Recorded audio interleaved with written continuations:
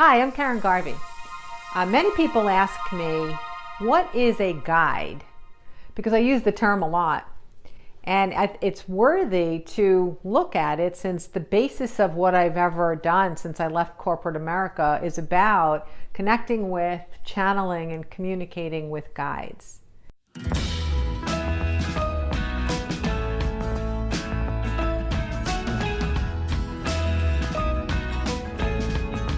Let me give you a simple explanation. I think by this point, many of us understand that we are souls having a physical experience. Well, there are souls that are not having a physical experience right now. And those souls connect with us through our thought energy.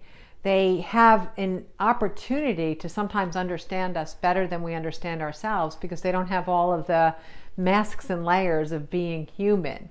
They don't have all of those encumbrances and misinformation weighing them down. So what a guide is then, it's a soul without a physical body perhaps, that has knowledge about ways to suggest your path to greater happiness or greater comprehension, or even to guide you toward paralleling with your soul's intention. So basically, a guide is a non-physical source of souls. And you might think of it in terms of people that you loved and lost who have passed away. You might think of it in terms of your higher self. But I'll give you more specific information about the sources that I tap into. So one is, just as I said, people that we love and have lost. Relatives and so on. But beyond even people that we love, just people that we have known that have died can become our guides. When we're not in our bodies, possibilities are infinite. I can't tell you how many times I've done a session with someone and I bring in their guide, and the guide is not someone they would expect it to be. So for example, it could have been a friend of their brother's when they were 17, and that friend died in a motorcycle when they were 22. So that soul is coming back in to guide my client, and the client might not necessarily understand why in the beginning when I bring that soul in, but there's always a good and purposeful reason. So it might be that when the soul left the human experience, he had much more of an understanding of who he was wholly, and had much more of an understanding of who my client was from a holistic perspective. And he could see parallels between his and, let's say, her soul's intention. And since he's no longer in the physical, since they have so much in common eternally, and they have so many passionate desires of things that are possible on earth, he'll put his energy toward guiding her and helping her to execute her soul's intention, which is in such close connection to what his soul's intention was when he was in his body. So I find this over and over again, where I'll see someone's former teacher or former boss or colleague or neighbor, people that you might not necessarily expect to come in and guide you, and they're there all the time. Earth amnesia, this idea that we can't remember anything from before we were born, it makes it difficult for us to understand the unlimited magnificence of this journey here.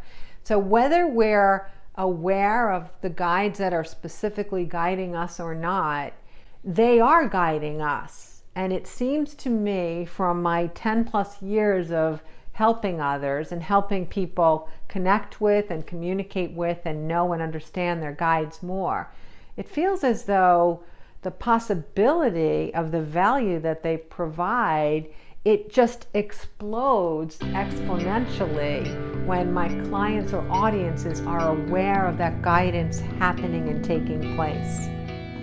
At a bare minimum, when you're aware of your guide on a different level, you become consciously connected to how deeply lovable you are, how meaningful your existence is. I know for myself, when I connect with a guide, I can feel the strength and embodiment of unconditional love and support that they have for me. That ongoing connection and being able to tap into it at will has helped me to understand that my life is worthy, that I'm valuable, that I'm purposeful, that I matter. You know, people like to throw around the term unconditional love, but we don't really necessarily understand what it is. To have unconditional love from another source means that there's no sense of your rightness or your wrongness. The only thing that exists is your lovableness and the magnificence of who you are. So a guide might try to redirect you from certain behaviors that might cause unhappiness for you or for others, but without judgment, they're able to guide you. So you don't feel criticized, you don't feel put down. There is enough on earth where you're bombarded with criticism or negativity or other people's expectations. Your guides and their interaction with you is completely free of that. There is no judgment. It's a beautiful, limitless experience, and you might even be able to develop a relationship in a knowing way where you can experience the ecstasy that I feel when I connect. So a guide is souls you knew while you were alive, but it's also souls that you knew before you were born, and you just probably don't remember them. Because I know there's a lot of really competent and powerful mediums on this planet, I don't spend a lot of my time with my clients focusing on their past loved ones, their relatives. We will if it's important or essential.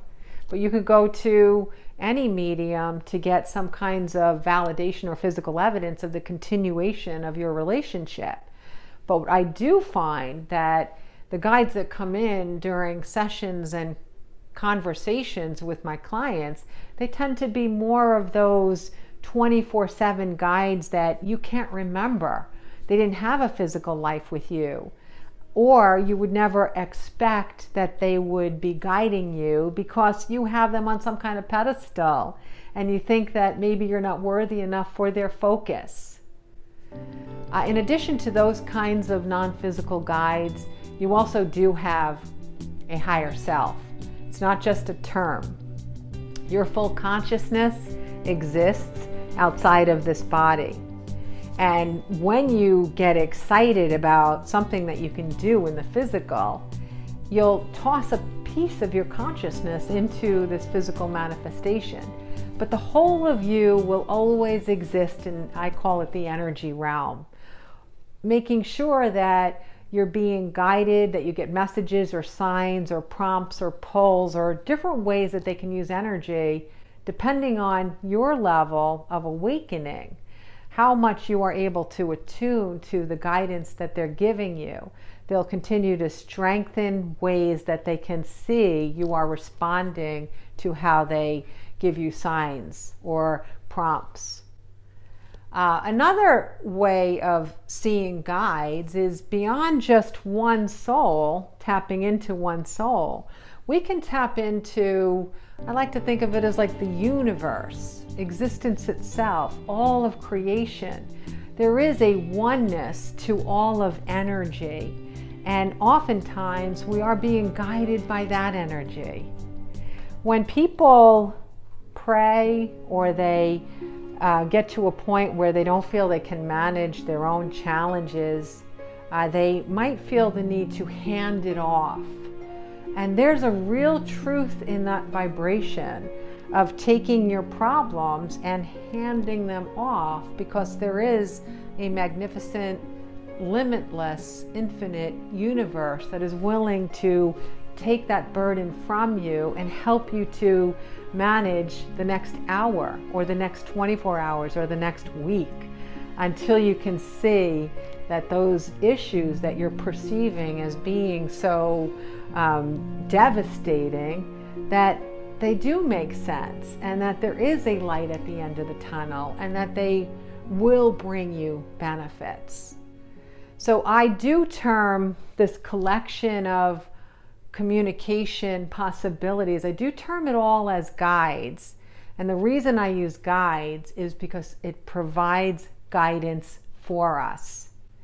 An analogy word that a lot of people like to use would be angels. But I think sometimes our conversation about what an angel is, it might not be all inclusive. Not everybody understands the same meaning of the term angel. Where guides gives you more of an understanding of how universal it is and how that non-physical source of consciousness is available to every single person on the planet at any given moment. I can tell you that there's a massive difference between when I didn't know that guides existed and when I learned and accepted that there is this guidance. And the most profound change would be the lifting of a sense of loneliness, the lifting of a sense of having to do everything by myself, regardless of whether people were around. This feeling of co-creating possibility. I found that optimism just exploded. My joy about the world around me just started to really blossom. My life had more meaning. What I'd like you to do after watching this video today is to just take a pen and paper and jot down times when you can sense that you have had this guidance in your life. No matter how little or how big, there's no reason to doubt it. I understand that it's natural to be skeptical, but if you accept that these messages cannot be explained, or these signs or pushes or pulls have no logical or rational way of coming into being, you start to see you have a body of evidence of exactly what it is that we're talking about. What is this guidance? And you get to strengthen your feeling of your own worth by realizing that there are souls that would think nothing of taking massive amounts of their energy just to help guide you toward a better day or a better future or a better understanding of the beauty of this life. So on an ongoing basis, I'm happy to teach you how to connect more with your guides, how to either speak with them, dream with them, see signs or messages, or interpret the interactions of how the world is connecting and communicating with you.